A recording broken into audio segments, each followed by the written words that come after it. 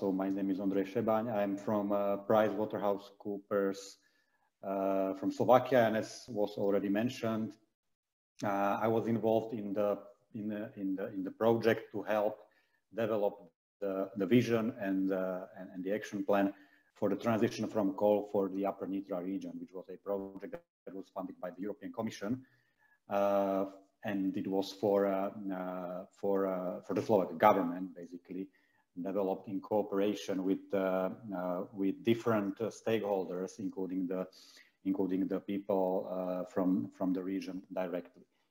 I am now involved also in a very similar or identical project,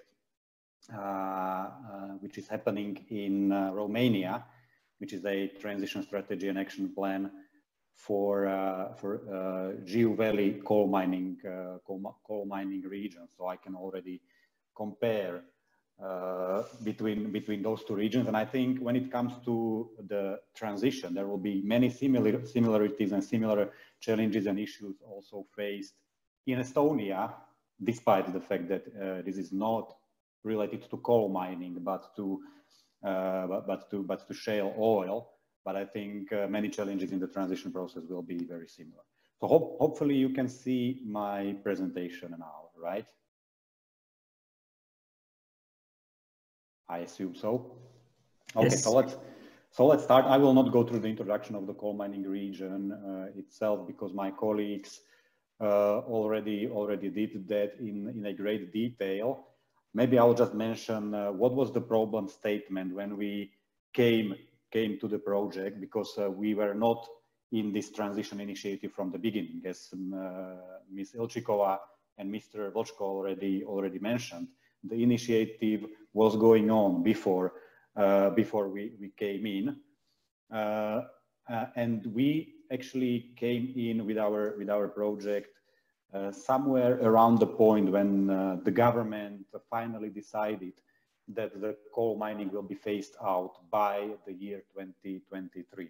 So the problem we started with was in terms of the development of the transition strategy and action plan was how we will make sure that the transition from coal economy to some new, let's say, modern or alternative economy will be smooth, that there will be new opportunities created, that the economy will be diversified, that the mining operations will be decommissioned safely and in an environmentally friendly manner, and that the transition plan will contribute to the improved quality of life in the region.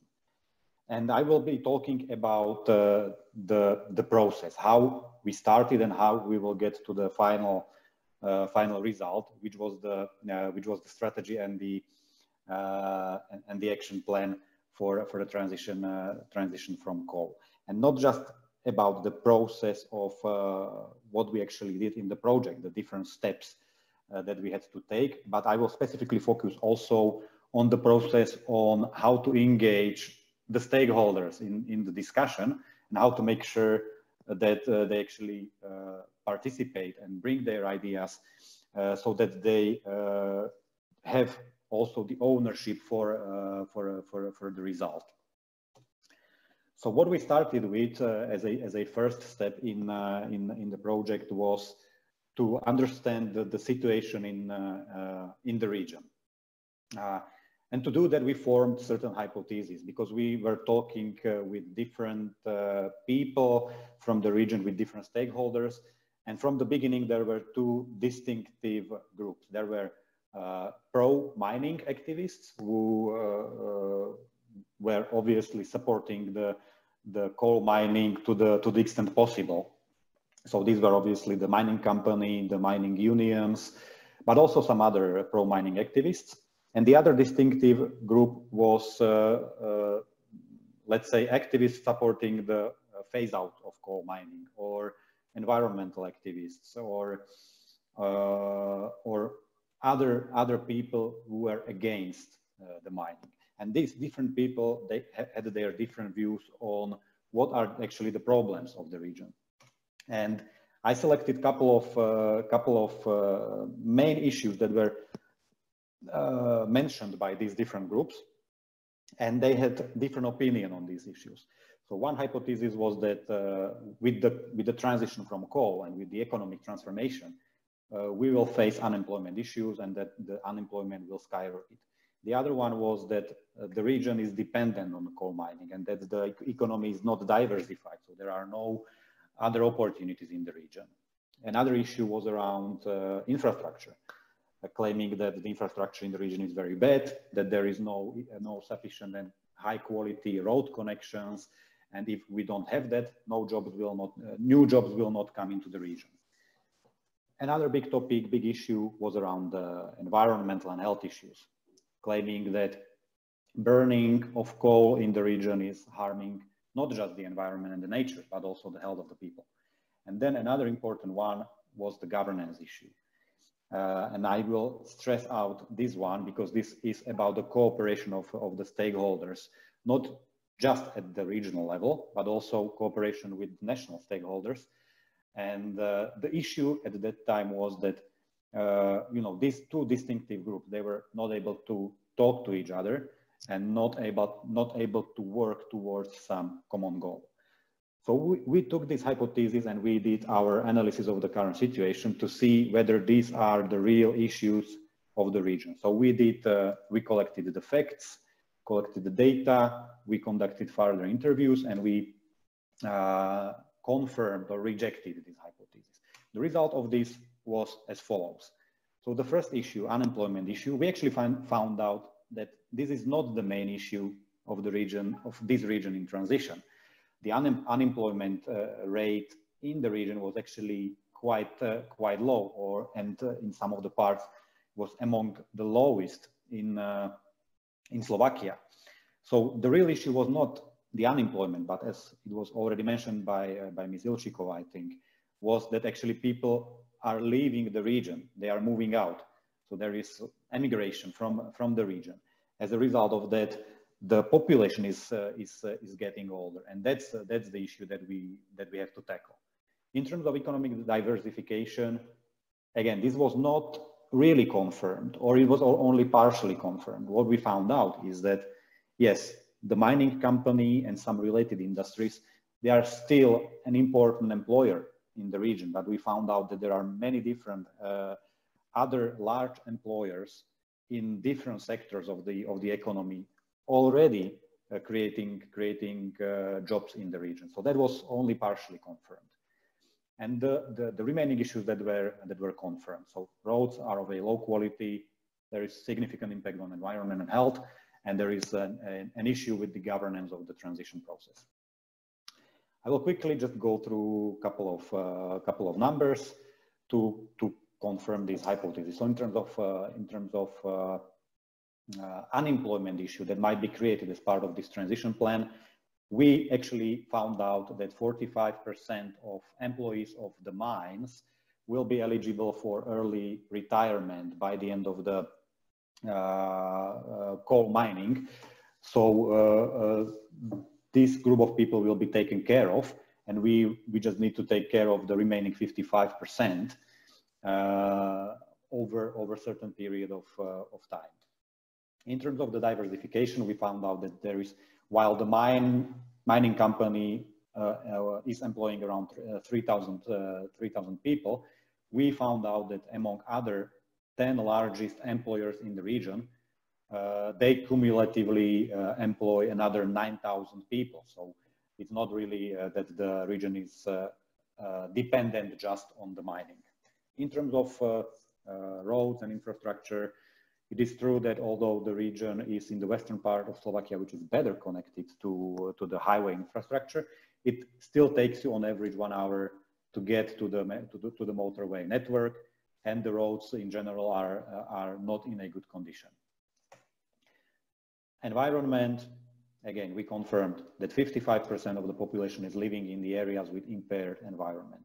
So that means that either the soil is contaminated, air quality is not very good, water is contaminated, so the mining and the energy production from coal has significant impact on the environment.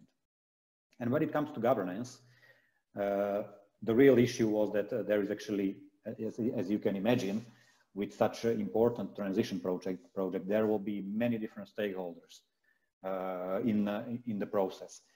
We met with more than 50 different stakeholders through interviews and through workshops, but actually there are many more, because many more people were involved, and they provided their comments and inputs into the transition action plan through email or through phone communication. So with that large number of stakeholders, you have to have some strong governance process. You have to have some official working groups working together, and they have to have some rights and responsibilities in the process.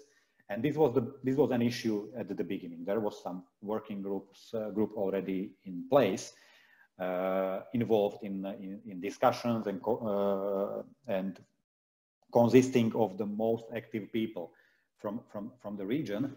But at that point, it was limited more to a, let's say, a discussion working group. But the stakeholders have to be empowered to be able to also participate on important decisions in the transition process and in the development of the strategy and action plan.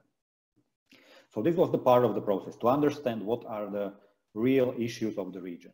Based on that, we moved into defining what should be the future of the region.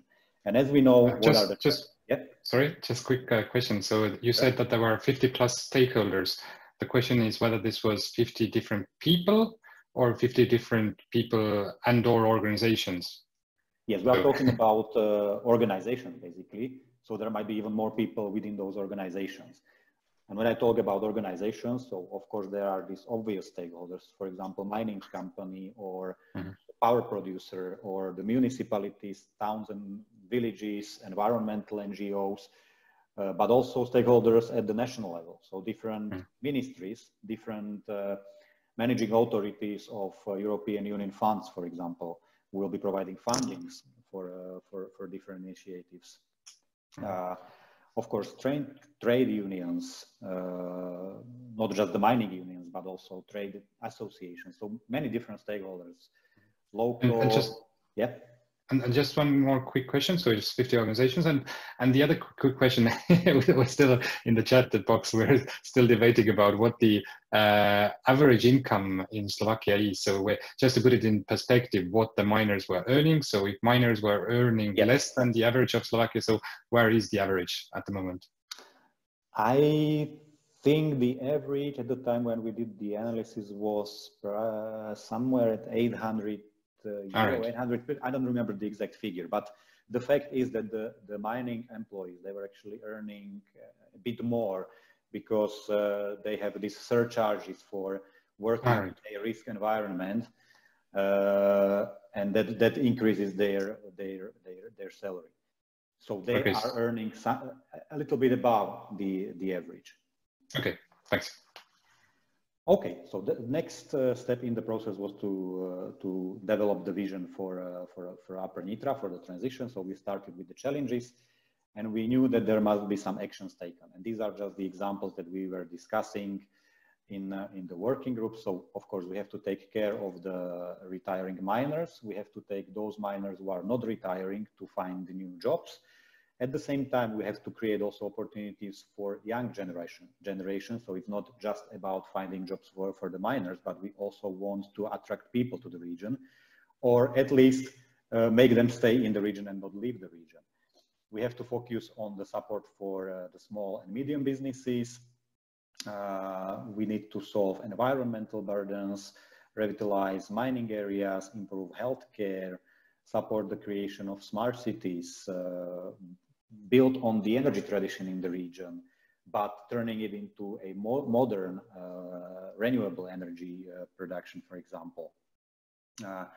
We should support research and development and innovation, because that was the issue identified in the region, that the local companies are not so innovative compared to the average in Slovakia.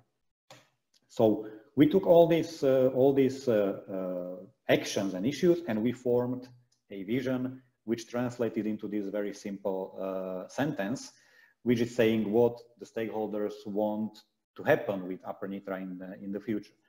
And the vision was defined as follows. Upper Nitra should become an attractive and self-sustainable region where the economy will be developed in symbiosis with clear environment and well interconnected with other economic centers. So you can see in this vision, in this one sentence, that we actually covered all the main important topics. We want the region to be attractive, so the people will stay there, will live there, will improve the quality of their life.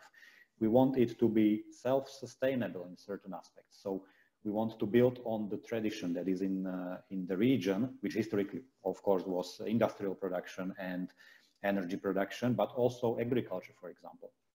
We want to have an economy which will be in symbiosis with the environment. So we are tackling the environmental issues, and we want the region to be well interconnected. So we have to improve the infrastructure. And that is not just the road infrastructure I talked about previously, but it's also about other infrastructure, for example, railways, but also digital infrastructure. If we want to attract new innovative jobs and build a digital economy, you have to have also digital infrastructure in place, which I'm pretty sure that you in Estonia are very well aware of. So this way we formed the vision. Following that, in the next step, we defined 4 pillars of the action plan, which was mobility and interconnection, that's related to the infrastructure. Second one, economy, entrepreneurship, and innovation. So that's about the new job creation. Third one, sustainable environment. That's about the environmental issues, renewable energy, safe closure of mining areas, and so on. And the fourth one was quality of life and social infrastructure. So that's all about the healthcare, all about taking care of the miners, social revitalization, and similar. And within all these pillars, we were developing specific priority areas and specific actions.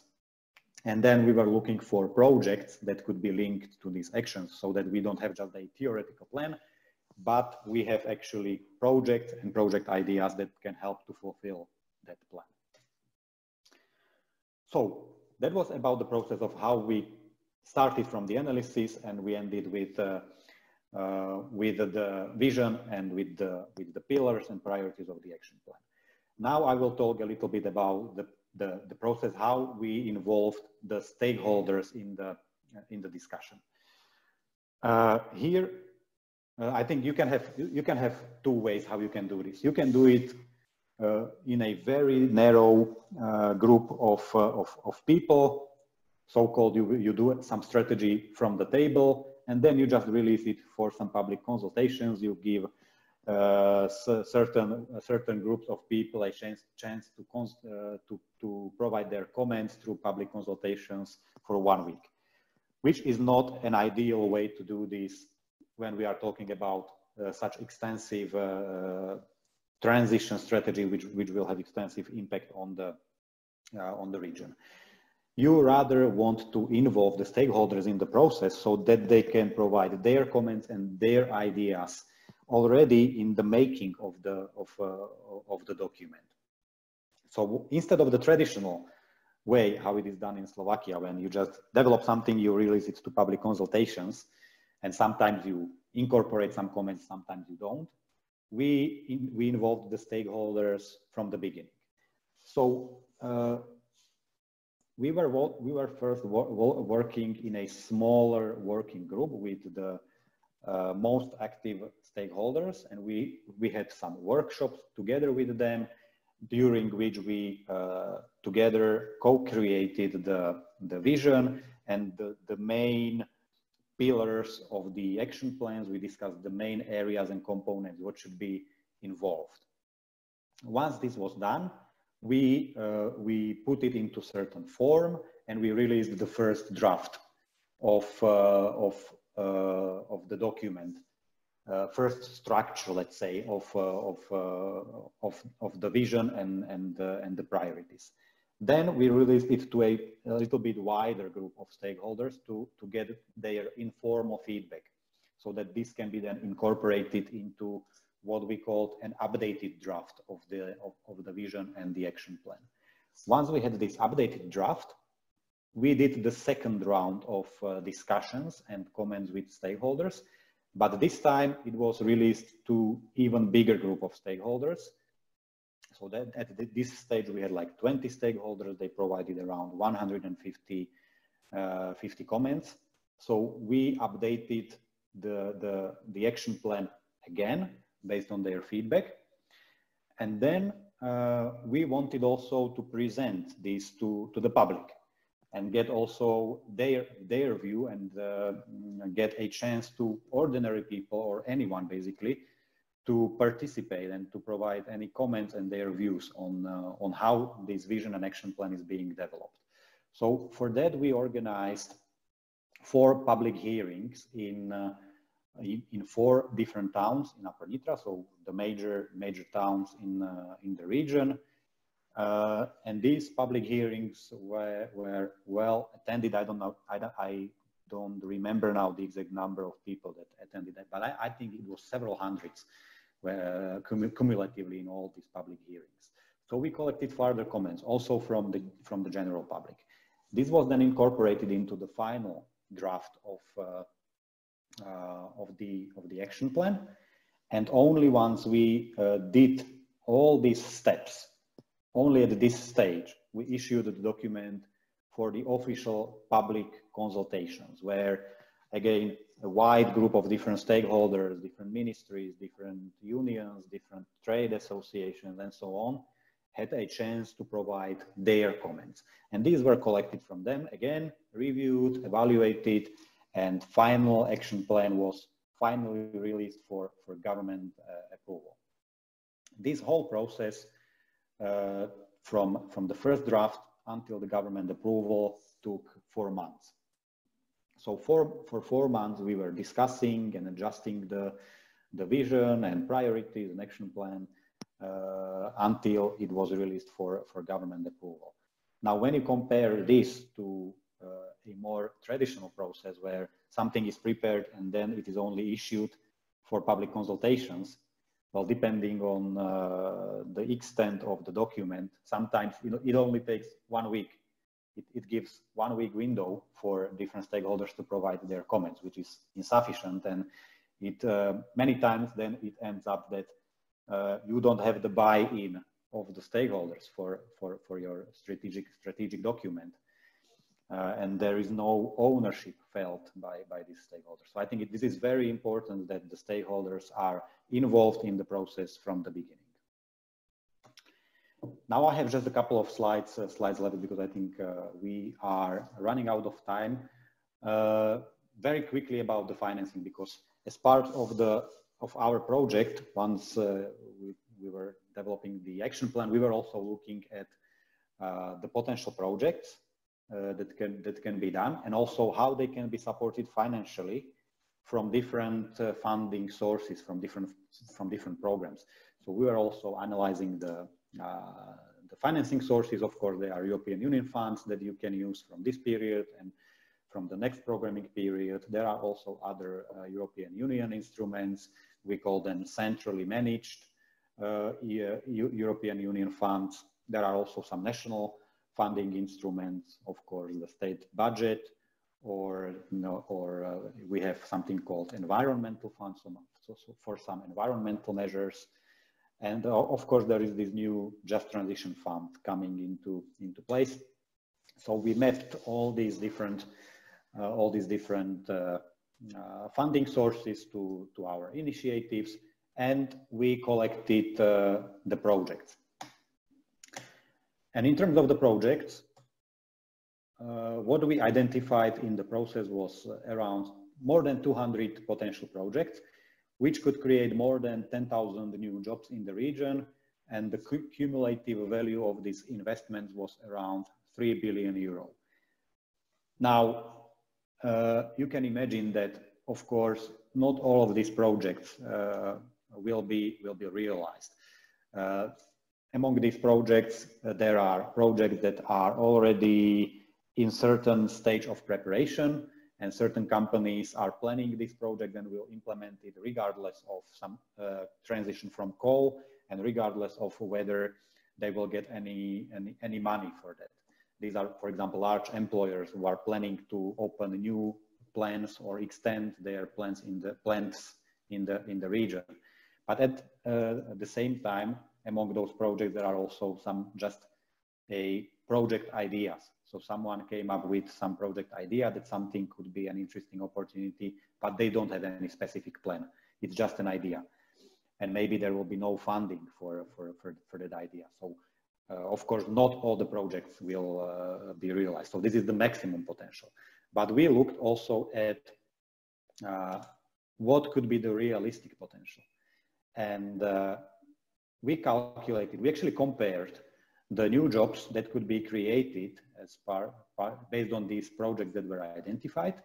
And we compared it to the planned layoffs in the mining industry. So we had a plan from the mining company identifying how many jobs they will need to cut off in the next, I think, 7 years.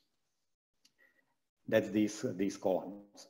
This blue line here, that's the maximum potential based on the identified project. And we calculated that if just the 30% of the identified maximum potential will be actually realized, we can easily replace the mining jobs with some new jobs. So this was just to illustrate that there is some positive future ahead of us if this project potential can be turned into real projects, at least in the extent of these 30%. So it is possible actually to, what I'm trying to say is that it is actually possible to replace the coal mining and create a new modern economy. Of course, it requires a lot of planning. It will require a lot of funding also from public sources to support certain investments or to take care of the employees who will lose their jobs. Of course, there will be issues and challenges, but it is possible. It's not something gloomy that once you will shut down the mining, then there will be high unemployment in the region. People will leave the region, and we will turn the region into we call it in Slovakia Hunger Valley. I don't know whether the term is used also in Estonia, but that means that it's a economically underdeveloped and desperate region, something like that. So this is just to close my presentation. These are the examples of different projects that we identified in the region. So they are really diversified, and different things can be done. And there are actually also different funding options. We identified those, so you can also get funding for these different projects. But of course, you have to find the owners. There has to be someone who can do these projects.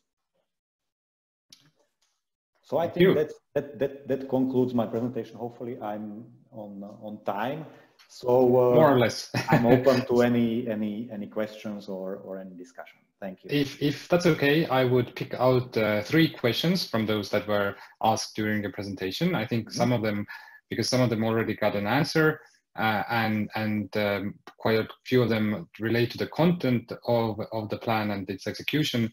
But one of the content-related questions, which I find is still relevant, is you highlighted that there are different public funds that can be used to fund the just transition. But I guess looking at also the potential project or the list of projects that you gave as examples, quite a lot of them require